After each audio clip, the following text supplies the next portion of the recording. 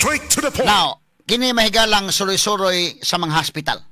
Suroy-suroy sugbog yapon pero arita sa aspects public service. Kato yang suroy-suroy magalang guin bida. Suroy-suroy ta mahigala sa kauban sa mga kwan, mga sosyal ba. Kini suroyon ni mga hospital mo gini pinaka-importante. Limang ka kang gobernador dahikin matagaan ni mo kwan ang healthcare. Makasuroy ka sa ospital bisag karong buwan nakasuroy ka. 16 ka na ospital tanan.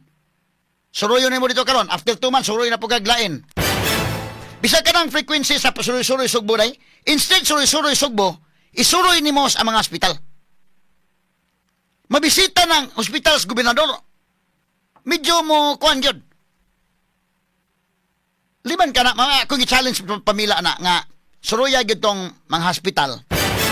O niya, suroya ang mga tao. Ha? Muna nga kinalan kang mabutang kang mga tao sa Kapitolyo nga mantigo nga pwede kang mo suroy-suroy dito sa pagserbisyo sa mga tao. Ayaw suroy-suroy ka na bitang magsayaw dito mga pasigarbo na. Ala, kaon dito mga lami ang mga pagkaon na niya ang mga pobre. Makatuon uloy mo ng uban, no?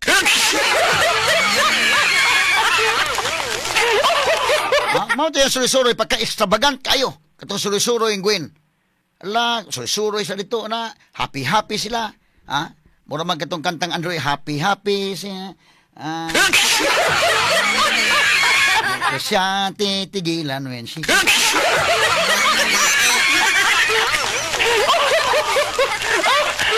Why limit kaon la malapiesta ang dating. Ha? Kadto kaon. Katibitaw na kaon sa NFA rice kuno hay NFA rice.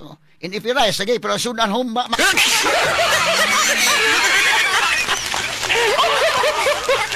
Kana mapobre may gala bida. Kanang NFA rice may galag dong agon ay sudan-sudan gani man target ang sudan. Mo nang lahi kayo. Nakaron og mosuroy si Pam kana mga hospital suroyon. Unya kadto mga pobre dito makita gyud unsay angay ning lugar ha. Oh. Nya karon na be ato sa paminaw ning kining speech si Pam be gamay lang ha. Dili pa ta mo hatag sa dugang nato nga pag-analisar ini mong isyu. Asa man to dong be gamay lang. Kani. Ay anak ko. Dugan anak ko dito.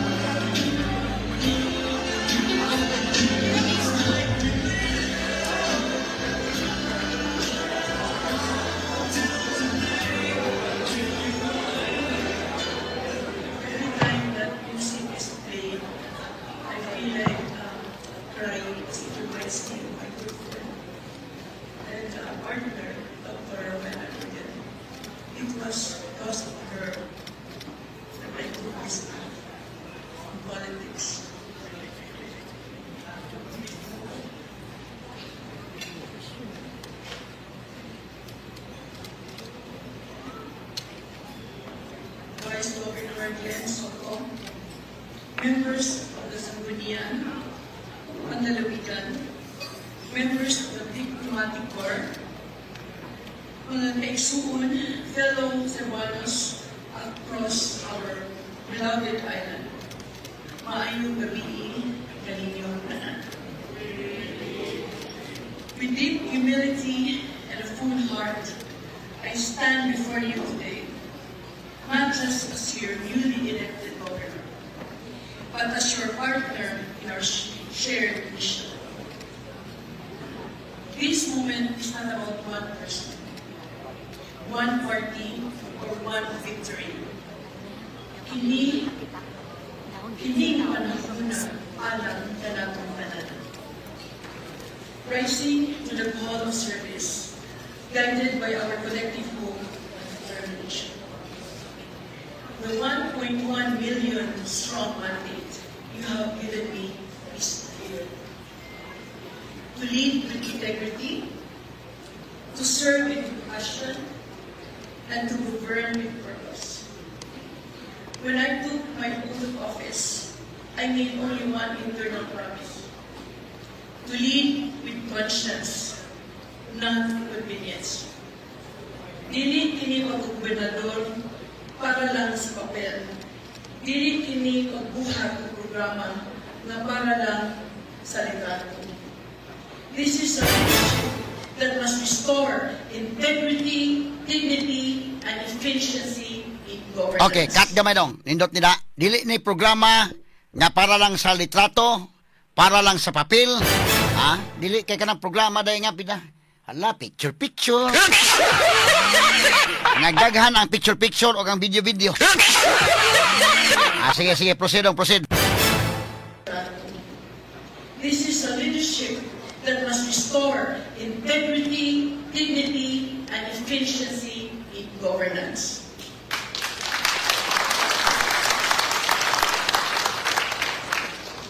Let me begin with a promise. We will preserve what works.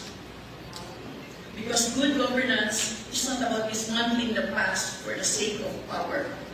It is about continuing what truly benefits the people.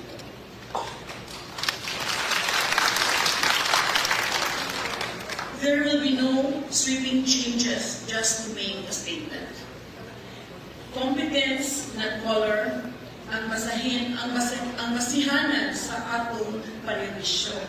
We will honor the work of those who have served well and invite everyone, regardless of political affiliation. To help shape this new chapter, we are building a colorless government, one that serves every Cebuano equally.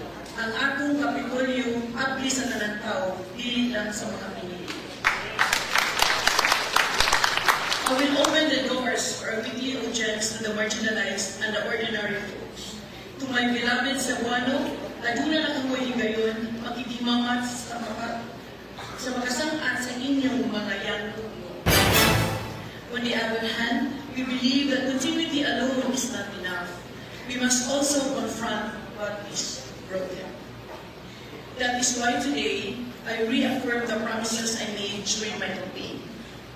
To strengthen our healthcare system, to create meaningful jobs, to end corruption, walay SOP. And restore dignity to public service. Okay, cut gamay dong. Gini ha, nindot ni mahigalang portion. I reaffirm the promises I made during my campaign. Akong i-reaffirm ang akong mga saad atol sa akong kampanya. Number 1, to strengthen our healthcare system. Kiniging ato mahigalang pagpalambo sa ato mga higalang panerbisyo sa panglawas. To create meaningful jobs. Number 3, to end corruption. Wala SOP. Kinindot ni. Kay kanay gud mahigalang importante kini corruption. Di pwedeng na mga lalay nga, grabe ka lalay kayo sa tanan. Kining lalay din niya angay pasanayon sa gobyerno ni lalay. Nga labi pa, doon na po yung mga anak na puglaing lalay.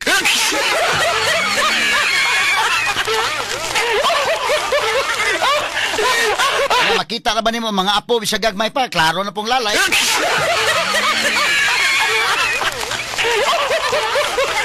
So, mo ni ha, ikatulo ingon sa to end corruption, YSOP. Number 4, and to restore dignity to public service. Straight to the point. I-restore ang dignidad sa public service, mga higala. Gobyerno nga colorless, matod pa niya mga higala. Nga dili ba yung niya doon political color ba? Nga maoni, muna, ataon to ni, tao nga, parehan to partido, ina na.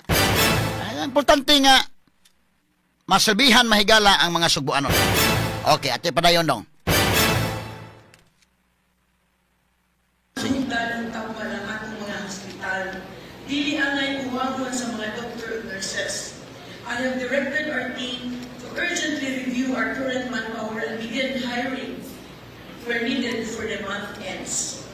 We will ensure immediate improvement in facilities, equipment, and a steady supplies of medicine. We have also started meaningful conversations with health organizations who have expressed their commitment to partner with us in our promise to deliver the best healthcare services to all the Cebuanos.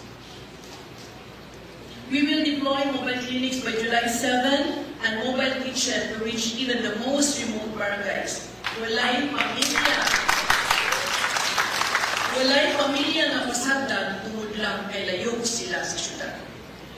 Karong adlaw atong giablihan ang usa ka rural health unit na atong gisuportahan og tambal ug equipments to become a model unit for all RHUs in Cebu.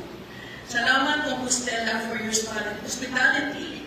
Your act of accommodation shows that support is not determined by election outcomes. Salamat sa higayon nga inyong gihatag nga kami makaservisyo bisan dili favorable kanato ang resulta sa eleksyon. We will build more and wait until we showcase our next project for our district hospitals.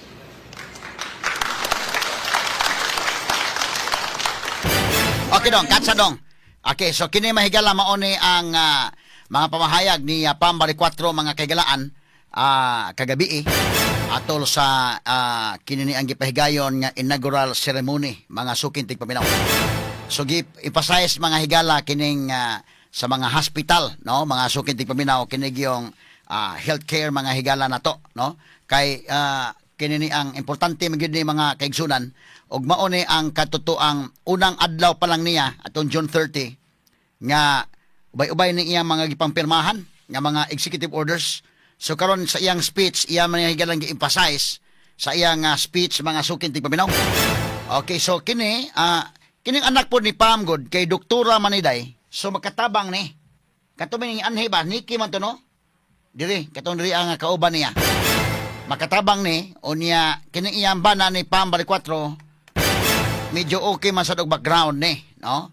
So malagmit nga dako ni katabang sad.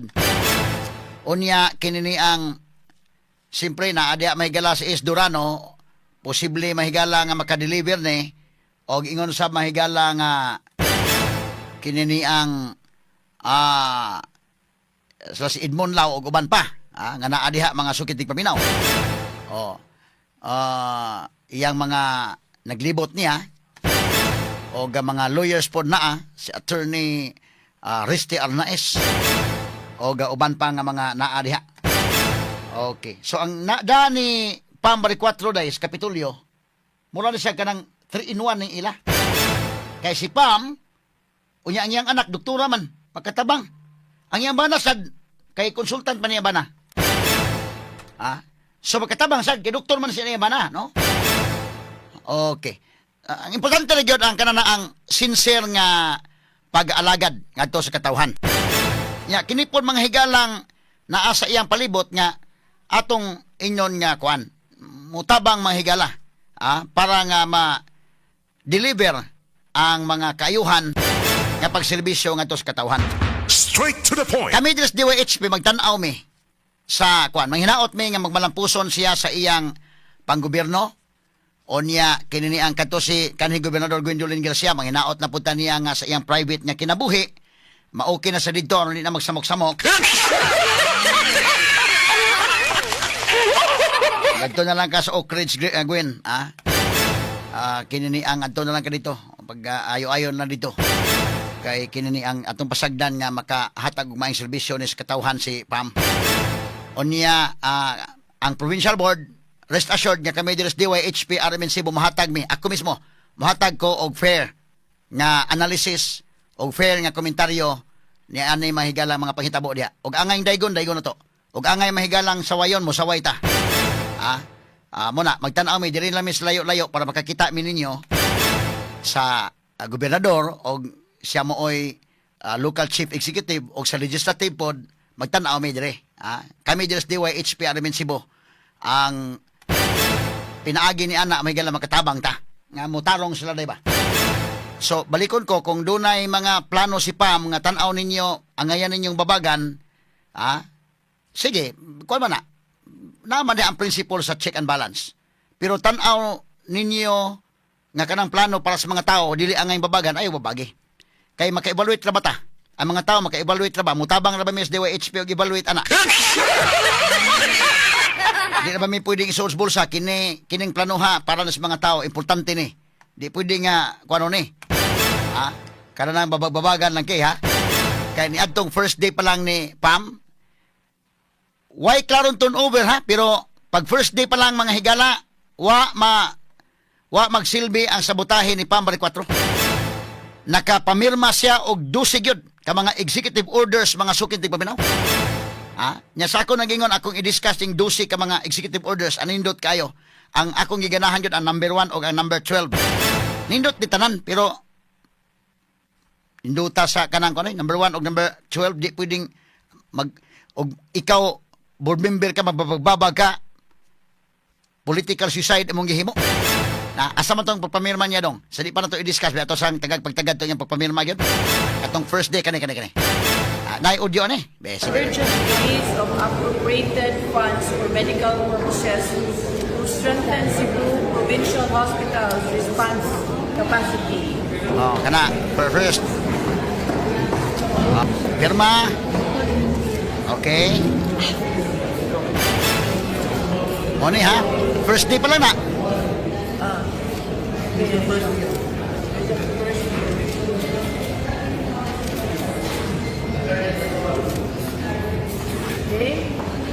Okay, unang executive order. Executive Order number 2. Number 2. An order reconstituting the Provincial Health Board of the Province of Cebu for the term 2025-2028. Reconstituting. Nindot sad.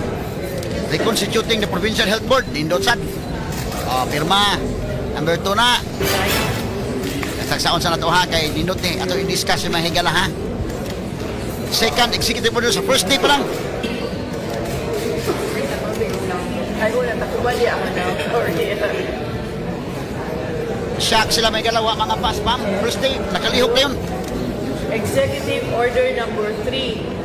An order implementing freedom of information Kana. in the provincial government of FOI. Cebu, promoting transparency and accountability Transparency. in public service.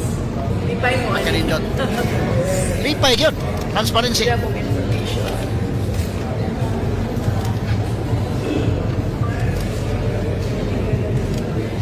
Sign. Ikatulo na. Sunod.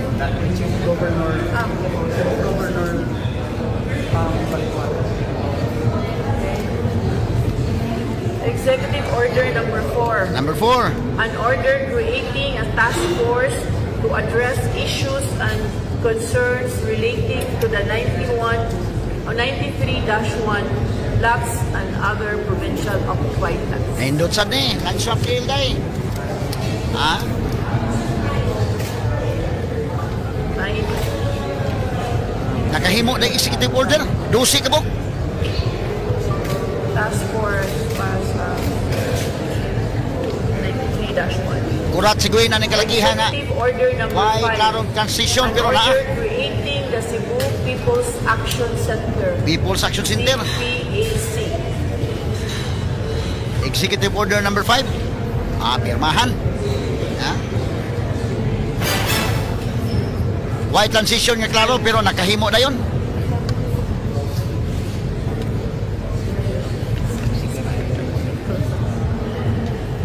Executive Order number 6. An order operationalizing the Cebu Provincial Investment and Promotions Division, defining its composition, rules, and functions. Number 7 na. Number 6, no? Aritas number 7.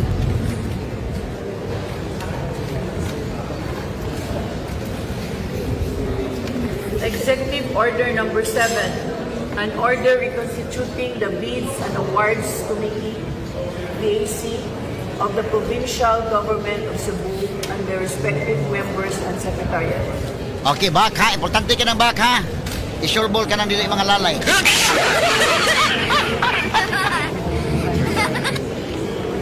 Aha.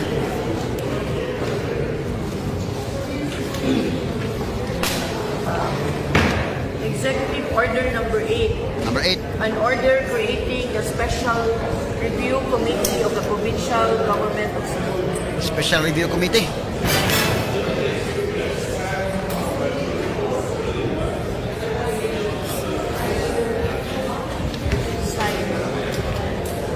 Ibalikan na to ang unang adlaw ha. Unang adlaw pa lang eh. Gabiin naman itong inaugural ceremony. Pero ating ibalikan. Executive Order number 9. Number 9. An order constituting the Cebu Provincial Youth Commission and appointing the members thereof.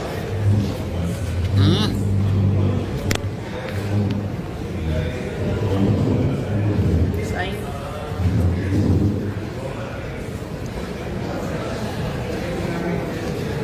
last one. Executive Order number 10, reconstituting the Cebu Provincial School Board for the term 2025-2028.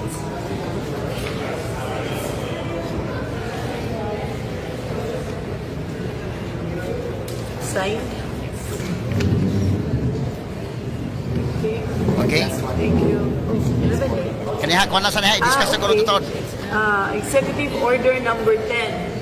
Number 10. An order constituting the Center for Participatory Governance. Participatory governance.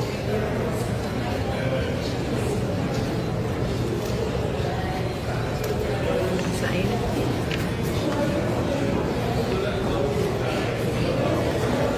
you. Salamat. Salamat. Okay. Alright, thank you. And if you have questions with Bob, we have 5 minutes to spare.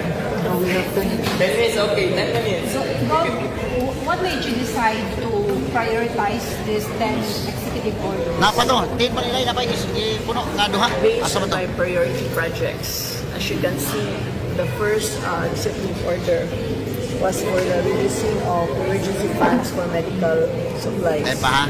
Asa man to ang idugang? Napa rin idugang ito nung lang? There was a review meeting. What is this about? That's for the 93-1. 93-1. Because we have to create a task force to review the 93-1. Kaya pa ha? Naninig ito nung lang. Number Going 11, back 12. sa Pangdom, tapos sa funds, release of funds, including sa hiring sa mga doctors, expert doctors, so to speak. Yes, yes. Yeah, because as you can see, we don't have enough nurses and doctors in our hospitals in the How much is provinces. the money or amount involved? For the, can we For the weapon. look at that? Ano po number 1? Ako po number 1 rin. Number one, Wala sir. po hindi pa kayo anila. 5 million, no? 5 million naman. Atong i-forward kami, kaya ito dito, ikadusi o ikaunsi, Is it for the ikadusi. entire province already? For the healthcare? Yeah, for the entire province. Okay, kanta sa dong. For every hospital? That's fine. Freeze na sa, okay. Kaya nani, gitunol ang dugang, kuan ang katong number 11 o number 12, no? Ang katutuang, ang number 12 gato katong mandating the free use of regular public comfort rooms sa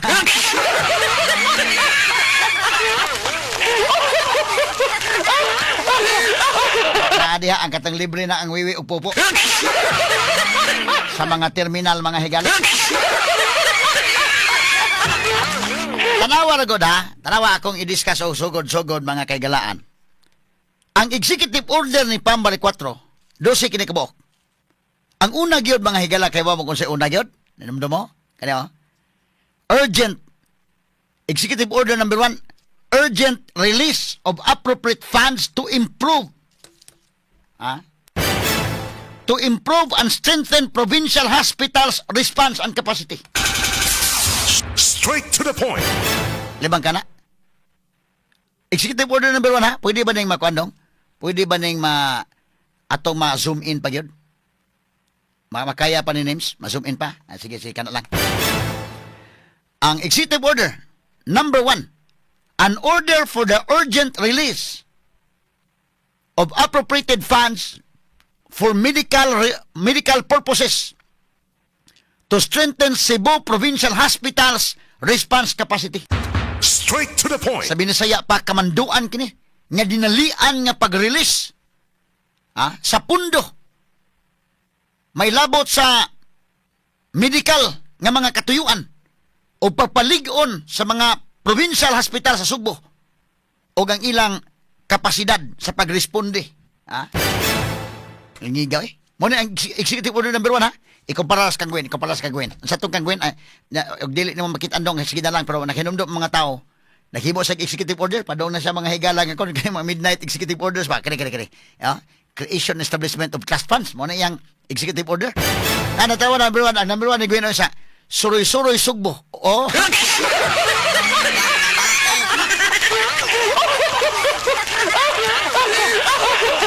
Jesus Ginoo ko, tanawa ha. Unsa inyong pagkumparar mga kaigalaan kang Pambali 4, ang number 1 yun. Number 1 order. Urgent release. Dinalian nga pag-release sa pundo, pagpa-improve, pagpalambo, o pagpalig-on sa itong mga provincial hospital. Pero kang Gwen, trust pa kang Gwen, no? Number one. In our continuing what pa niya sa iyang kaning memorandum ni Gwen, executive order. Hinumdum ako mo pahinumdum na isa. In our continuing efforts to alleviate the lives of our constituents, sa Bisaya pa sa atong pagpadayon sa padayon nato nga mga hago aron sa lambo sa kinabuhi sa atong mga konstituente in relation to section 309. Okay, isa dong kadi ko kabasa kay dong na kuan sa kuno.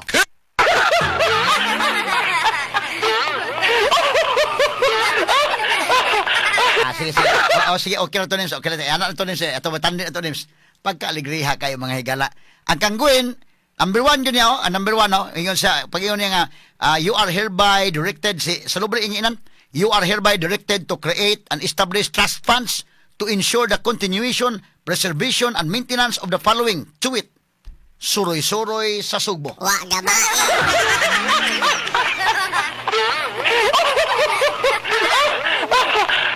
Kuya, Tita Gwen, suroy-suroy Sugbo, maging number one.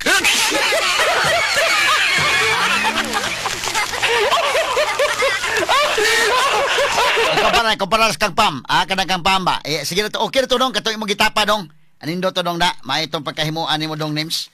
Kana. Itong imong gitapad nga kuan. Sige da, asa man to inday ken. Gitapad ni names kini na, okay kito. Gitapad niya kana names, kana. Kini tawa ra ko do. Ang order ni Gwen, ang number 1 suroy-suroy Sugbo, ang kang Pam kay ang hospital gyud.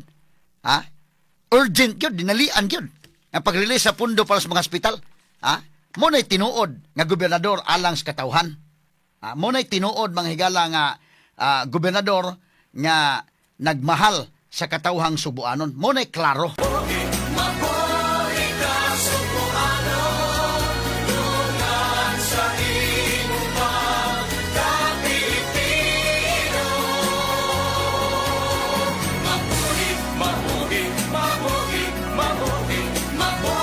Tanawa lang ha, ikumparar ninyo ang kang Gwen suroy-suroy, ang kang Pam Hospital.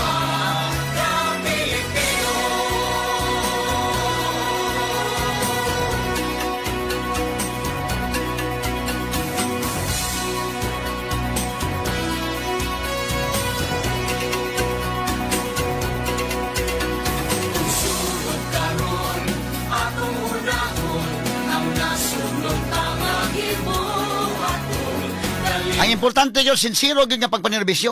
Nga way kurakot na. Kanang trabaho, magkatunan na. Nagpa-tutor lang ka o mga bagiitan na mga eksperyensyado na. Importante ang kasing-kasing ba sa pagserbisyo, limpyo. Litaan ng mga lalay na kayo mahigala, bida.